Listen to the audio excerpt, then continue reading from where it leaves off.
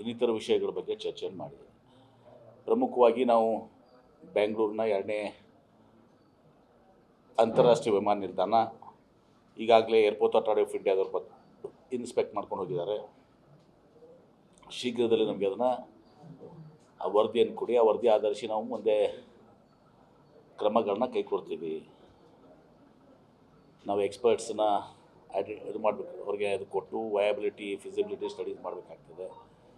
ಈಗೆಲ್ಲ ಪ್ರಕ್ರಿಯೆಗಳಿದಾವೆ, ಅದಕ್ಕೆ ಬೇಗ ಕೊಡಿ ಅಂತ ಅದನ್ನು ಕೂಡ ಅವರು ಏರ್ಪೋರ್ಟ್ ಅಥಾರಿಟಿ ಆಫ್ ಇಂಡಿಯಾದವ್ರನ್ನೂ ಕೂಡ ಕರೆಸಿದರು. ಕೆಲವೊಂದು ವಿಚಾರಗಳನ್ನ ಅವರು ಹೇಳಿದ್ದಾರೆ, ನಾವು ಬಹಿರಂಗಪಡಿಸೋಕ್ಕಾಗೋದಿಲ್ಲ.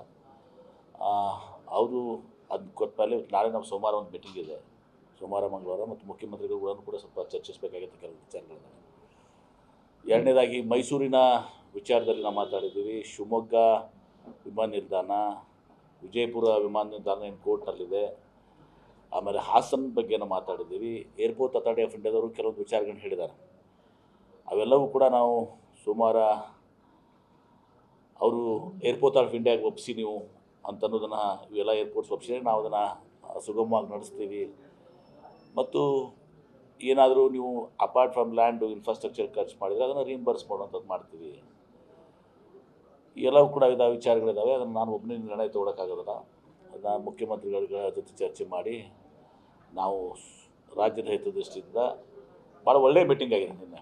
Very happy about the meeting. ಭಾಳಷ್ಟು ಸಕಾರಾತ್ಮಕವಾಗಿ ಅನೇಕ ವಿಚಾರಗಳ ಬಗ್ಗೆ ಅವರು ಸಲಹೆಗಳನ್ನು ಕೊಟ್ಟರು. ಈ ರೀತಿ ಮಾಡಿದರೆ ಇದು ಆಗ್ತದೆ, ಸಾಧಕ ಬಾಧಕ ನಾವು ಕೂಡ ವಿಚಾರ ಮಾಡಿಕೊಂಡಿದ್ದೀವಿ. ಇದೆಲ್ಲವೂ ಕೂಡ ಸ್ಪಂದನೆಯನ್ನು ಕೂಡ ಅವ್ರು ಮಾಡಿದ್ದಾರೆ. ಹೀಗಾಗಿ ಸೋಮವಾರ ಮಂಗಳವಾರ ನಾವು ಒಂದು ಇಂಟರ್ನಲ್ ಮೀಟಿಂಗ್ ಮಾಡ್ಕೋತೀವಿ. ಮೀಟಿಂಗ್ ಮಾಡಿಕೊಂಡು ಆಮೇಲೆ ಮುಖ್ಯಮಂತ್ರಿಗಳಿಗೆ ನಾವು ಎಲ್ಲ ವಿವರಣೆಯನ್ನು ಕೊಟ್ಟು ಅವರ ಸಲಹೆ ಮಾರ್ಗದರ್ಶನ ನಿರ್ಧಾರಗಳ ಬಗ್ಗೆ ಇಟ್ಕೊಂಡು ಮುಂದೆ ನಾವು ಇನ್ನೊಂದು ಮೀಟಿಂಗನ್ನು ಅಥವಾ ನಾವು ಅವ್ರಿಗೆ ನಮ್ಮ ಇದನ್ನು ನಿಲುವನ್ನು ಅವ್ರಿಗೆ ನಾವು ತಿಳಿಸುವಂಥ ಕೆಲಸ ಮಾಡ್ತೀವಿ. ಅದೇ ಅವ್ರು ತಿಳಿಸುವ, ಅದಕ್ಕೆ ಹೇಳಿದ್ದಾರೆ ಅದಕ್ಕೆ ಕಳಿಸ್ತೀವಿ ಅಂತ ಹೇಳಿದ್ದಾರೆ. ಅದನ್ನು ಕಳಿಸ್ತೀವಿ ಅಂತ ಅಂದರೆ ಏರ್ಪೋರ್ಟ್ ಆಫ್ ಇಂಡಿಯಾ ಅಂದರೆ ಈಗಾಗಲೇ ಮೊಕ್ಕಕ್ಕೆ ಬಂದಿದೆ. ಏರ್ಪೋರ್ಟ್ ಆಫ್ ಅಥಾರಿಟಿಯಿಂದ ಮಿನಿಸ್ಟರ್ ಆಫ್ ಸಿವಿಲ್ ಏವಿಯೇಷನ್ ಮೊಕ್ಕ ಅಂತೀವಿ ನಾವು, ಅದಕ್ಕೆ ಮಿನಿಸ್ಟರ್ ಆಫ್ ಸಿವಿಲ್ ಏವಿಯೇಷನ್ಗೆ ಬಂದಿದೆ. ಅವರಿಂದ ನಮ್ಗೆ ಬರಬೇಕು. ನಾನು ಒಂದು ಈಗ ನಿಮ್ಮ ಮೂಲಕ ಹೇಳಬಯಸ್ತೇನೆ, ಬೆಂಗಳೂರಿನ 2ನೇ ಏರ್ಪೋರ್ಟ್ ಅಲ್ಲದೆ ಮೈಸೂರು ಏರ್ಪೋರ್ಟ್ಗೆ ಏನು ಒಳ್ಳೆಯದಾಗ್ತದೆ, ಶಿವಮೊಗ್ಗ ಏರ್ಪೋರ್ಟು, ವಿಜಯಪುರ ಏರ್ಪೋರ್ಟು, ಹಾಸನ್ನು, ಈ ಎಲ್ಲ ಕೂಡ ಗುಲ್ಬರ್ಗಾದನ್ನು ಕೂಡ ನಾವು ರಿವಿಸಿಟ್ ಮಾಡಲಿಕ್ಕೆ ಕೆಲವೊಂದು ವಿಚಾರಗಳನ್ನು ವ್ಯಕ್ತಪಡಿಸಿದ್ರು. ಎಷ್ಟರ ಮಟ್ಟಿಗೆ ಅದು ಸಫಲ ಆಗ್ತೀವಿ ಗೊತ್ತಿಲ್ಲ, ಯಾಕಂದರೆ ಆಗಿ ಹೋಗಿಬಿಟ್ಟಿದೆ, ಈಗಾಗಲೇ ಅದು ಟ್ರಾನ್ಸ್ಫರ್ ಆಗಿ ಹೋಗಿಬಿಟ್ಟಿದೆ. ಈ ಎಲ್ಲ ವಿಚಾರಗಳನ್ನ ಇಟ್ಕೊಂಡು ಚರ್ಚೆ ಮಾಡಿದ್ದೀವಿ. ಸಚಿವರು ಭಾಳ ಸಕಾರಾತ್ಮಕವಾಗಿದ್ದರು. ಅವರಾಗಿಯೇ ಅನೇಕ ನಮಗೆ ವಿಷಯಗಳನ್ನ ತಿಳಿಸಿ, ಈ ರೀತಿ ನೀವು ಮಾಡಿದರೆ ನೋಡಿ ನಿಮಗೂ ಸ್ಟೇಟಿಗೂ ಲಾಭ ಆಗುತ್ತೆ, ಎಲ್ಲ ರೀತಿಯಿಂದ ಆಗ್ತದೆ ಅಂತ ಅವರು ಕೂಡ ಮಾತನಾಡಿದ್ದಾರೆ. ಸೊ ಇದನ್ನು ಮುಖ್ಯಮಂತ್ರಿಗಳ ಗಮನಕ್ಕೆ ತಂದು ನಮ್ಮ ಇಂಟರ್ನೆಟ್ ಮೀಟಿಂಗ್ ಮುಗಿಸಿ ಮುಖ್ಯಮಂತ್ರಿಗಳಿಗೆ ಅದನ್ನೆಲ್ಲನೂ ಕೂಡ ವಿವರಣೆಯನ್ನು ಕೊಟ್ಟು ಅವ್ರ ಸಲಹೆ ಪಡ್ಕೊಂಡು ಮುಂದೆ ನೋಡ್ತೀವಿ.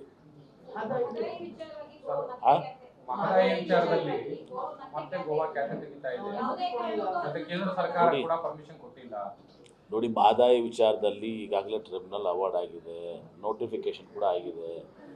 ಈ ರೀತಿ ಗೋವಾ ಇವತ್ತು ತಗಾದೆ ತೆಗೆಯೋದು ಸರಿಯಲ್ಲ. ಅವರು ಬಹುಶಃ ರಾಜ್ಯ ಸರ್ಕಾರ ಮತ್ತು ಕೇಂದ್ರ ಸರ್ಕಾರ ಎರಡೂ ಒಂದೇ ಪಕ್ಷದಾಗಿದ್ದರಿಂದ ಅದರ ದುರುಪಯೋಗವನ್ನು ಪಡಿಸ್ಕೊಳ್ಳೋಕ್ಕೆ ಪ್ರಯತ್ನ ಮಾಡ್ತಾ ಇದ್ದಾರೆ. ನಾವು ಏನು ಹೆಜ್ಜೆ ಇಡಬೇಕು, ನಮ್ಮ MPs ಇದ್ದಾರೆ, ನಮ್ಮ ಕೇಂದ್ರ ಸಚಿವರುಗಳಿದ್ದಾರೆ, ಅವರೆಲ್ಲರನ್ನೂ ಪಡ್ಕೊಂಡು, ಉದಾಹರಣೆಗಾಗಿ ಜಗದೀಶ್ ಶೆಟ್ಟರ್ ಅವರು, ಬೊಮ್ಮಾಯಿ ಅವರು, ನಮ್ಮ ಪ್ರಹ್ಲಾದ್ ಜೋಶಿ ಅವರು ಕೇಂದ್ರ ಸಚಿವರು, ಇವರೆಲ್ಲರ ಇದನ್ನು ಮಾಡಿಸಿ ನಾವು ಕೂಡ ಅದನ್ನು ಬೇಗ ಅದನ್ನು ನಮಗೆ ಪರವಾನಗಿ ಕೊಡಿಸಿ ಅಂತೇಳಿ ನಾವು ಕೇಂದ್ರ ಸರ್ಕಾರ ಮೇಲೆ ಒತ್ತಡವನ್ನು ಹಾಕ್ತೀವಿ. ನೋಡಿ, ಈಗ ಬೊಮ್ಮಾಯಿ ಅವರು ಅನೇಕ ಈ ವಿಷಯದಲ್ಲಿ ಹೋರಾಟ ಮಾಡಿದ್ದಾರೆ. ಪ್ರಹ್ಲಾದ್ ಜೋಶಿ ಅವರು ಕೂಡ ಭಾಳಷ್ಟು ಇದು ಮಾಡಿದ್ದಾರೆ. ಅವರೆಲ್ಲರೂ ಸಹಾಯವನ್ನು ಪಡ್ಕೋತೀವಿ, ನಮ್ಗೆ ವಿಶ್ವಾಸ ಇದೆ ಅವರೆಲ್ಲರೂ ಕೂಡ ನಮಗೆ ಸಹಾಯವನ್ನು ಮಾಡ್ತಾರೆ ಅಂತೇಳಿ, ರಾಜ್ಯದ ಹಿತದೃಷ್ಟಿಯನ್ನು ಮಾಡ್ತಾರೆ. ನೋಡೋಣ ಅಂತ ಇದನ್ನು, ಅದು ಅವಶ್ಯಕತೆ ಬಿದ್ದರೆ ಅದನ್ನು, ಯಾಕಂದರೆ ನಮ್ಮ ಜಲಸಂಪನ್ಮೂಲ ಸಚಿವರು ಉಪಮುಖ್ಯಮಂತ್ರಿಗಳು ನಿರ್ಧಾರ ಮಾಡಬೇಕು, ಅವರು ಮುಖ್ಯಮಂತ್ರಿಗಳು ನಿರ್ಧಾರ ಮಾಡಬೇಕು, ಅವರು ನಿರ್ಧಾರ ಮಾಡ್ತಾರೆ. ಸರ್, ಕಳೆದ ಬಾರಿ ಕಾಂಗ್ರೆಸ್ಸೇ ಮಹದಾಯಿ ವಿಚಾರದ ರಾಜಕಾರಣ ಮಾಡ್ತಾ ಇದೆ ಅನ್ನೋ ಮಾತುಗಳು ಬಂದಿತ್ತು. ಬಟ್ ಈಗ ನೋಡಿದ್ರೆ ಎಲ್ಲೋ ಒಂದು ಕಡೆ ಬಿಜೆಪಿ ರಾಜಕಾರಣ ಮಾಡ್ತಾ ಇದೆಯಾ ಅಂತ. ಈಗ ಎರಡೂ ಕಡೆ ಅವ್ರದ್ದೇ ಸರ್ಕಾರ ಇದೆಯಲ್ಲ, ರಾಜ್ಯ ಮತ್ತು ಕೇಂದ್ರದಲ್ಲಿ. ಕೇಂದ್ರದ ಮುಂದೆ ಇಡೋ ಬದಲು ಪೇಪರ್ ಮುಂದೆ ಟಿವಿ ಮುಂದೆ ಇಟ್ಕೊಂಡು ರಾಜಕಾರಣ ಮಾಡ್ತಾ ಇದೆ ಕಾಂಗ್ರೆಸ್ ಅನ್ನುವಂಥದ್ದನ್ನ ಬಿಜೆಪಿ ಎಂಎಲ್ಎಗಳು ಮಾತಾಡ್ತಿದ್ದಾರೆ. ಏನು ರಾಜಕಾರಣ ಮಾಡಿರಲಿ ಪ್ರಶ್ನೆ ಇದೆ. ಈಗ ಗೆಜೆಟ್ ನೋಟಿಫಿಕೇಶನ್ ಆಗಬೇಕಾಗಿತ್ತು, ನೋಟಿಫಿಕೇಶನ್ ಆಗೋಗಿದೆ. ನೋಟಿಫಿಕೇಶನ್ ಆದಮೇಲೆ ಏನು ತೆಗೆಯುವಂಥದ್ದು. ಈಗ ಡಿ ಕೆ ಶಿವಕುಮಾರ್ ಒಂದು ಸ್ಟೇಟ್ಮೆಂಟ್ ಕೊಟ್ಟಿದ್ದಾರಲ್ಲ ಸರ್, ನಾವು ಕೋರ್ಟಲ್ಲಿ ಕೇಸ್ ವಾಪಸ್ ತಗೊಳ್ತೀವಿ, ನಾವು ಕೆಲಸ ಶುರು ಮಾಡ್ತೀವಿ ಅಂತೇಳಿ. ಸೊ ಅದಕ್ಕೆ ಅವರು ಬ್ರೇಕ್ ಕೊಡ್ತಾ ಇದ್ದಾರೆ. ನೋಡಿ, ಅವರು ಅಧಿಕೃತವಾಗಿ ಜಲಸಂಪನ್ಮೂಲ ಸಚಿವರು. ನಾನು ಅವ್ರ ಪರವಾಗಿ ನಾನು ಹೇಳಿಕೆ ನಾನು ಕೊಡಕ್ಕೆ ಬರೋದಲ್ಲ. ಅವರು ಏನು ಹೇಳಿಕೆ ಕೊಡ್ತಾರೆ ಅದು ಅಂತಿಮ. ಅವ್ರಿಗೆ ಮಾಹಿತಿ ಇದೆ ಅನೇಕ. ಈಗಿಂದಲ್ಲ, ರಾಹುಲ್ ಗಾಂಧಿಯವರು ಮೊದಲಿಂದಲೂ ಕೂಡ EVM ಮೇಲೆ, ಆಮೇಲೆ ವಿಶೇಷವಾಗಿ ಈ ಏನು ಎಲೆಕ್ಷನ್ ಕಮಿಷನ್ನು ಈಗ ಮೊನ್ನೆ ಅವರು ತರಾತುರಿಯಲ್ಲಿ ಎಲ್ಲವನ್ನ ಇವತ್ತೊಂದು ದಿವಸ ಡಾಟಾವನ್ನು, ಇವತ್ತೊಂದು ದಿವಸ ಮತ್ತು CCTV ಇದನ್ನು ನಾಶ ಮಾಡುವಂತಾಗಿ ಅದರಿಂದ ಸಂಶಯ ಬರ್ತದೆ. ಏನು ಅಂತ ಆತುರ ಇತ್ತು 45 ದಿವಸದಲ್ಲೇ ಇವತ್ತೊಂದು ದಿವಸ ಎಲ್ಲವನ್ನ ಎರೇಸ್ ಮಾಡಬೇಕು ಅಂತ ಆ ಥರ ಏನಿತ್ತು? ಇದು ಸ್ವಾಭಾವಿಕವಾಗಿ ಹೇಳುವಂಥ ಪ್ರಶ್ನೆ. ಯಾಕೆ ಆ ರೀತಿ ಮಾಡಿದರು, ಅದರಿಂದ ಯಾರಿದ್ದಾರೆ, ಯಾರ ನಿರ್ದೇಶನ ಪ್ರಕಾರ ಮಾಡಿದ್ದಾರೆ, ಇದೆಲ್ಲವೂ ಕೂಡ ಬರ್ತದೆ. ಥ್ಯಾಂಕ್ ಯು, ಧನ್ಯವಾದಗಳು.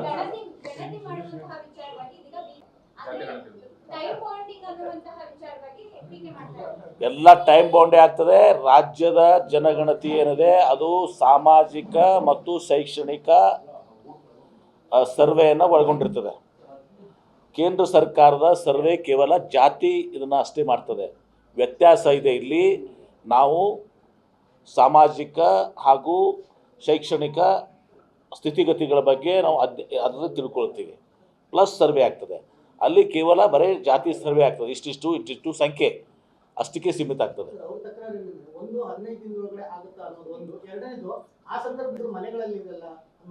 ನೋಡಿ, ಇದನ್ನೆಲ್ಲ ಈ ತಕರಾರು ತಕ್ಕೊಳ್ಳುವಂಥದ್ದು ಈ ಎರಡೂ ನೀವೇ ಮಾತಾಡ್ತೀರಿ. ತಿರುಗಿ ಮರು ಸಮೀಕ್ಷೆ ಮಾಡಿದವರು ನೀವೇ, ಈಗ ಈ ರೀತಿ ಮಾತಾಡೋರು ನೀವೇ. ಮೊದಲು ಈ ದ್ವಂದ್ವ ನೀತಿಯನ್ನು ಬಂದ್ ಮಾಡಲಿ ಅಂತ ಹೇಳಿ. ಥ್ಯಾಂಕ್ ಯು, ಧನ್ಯವಾದ.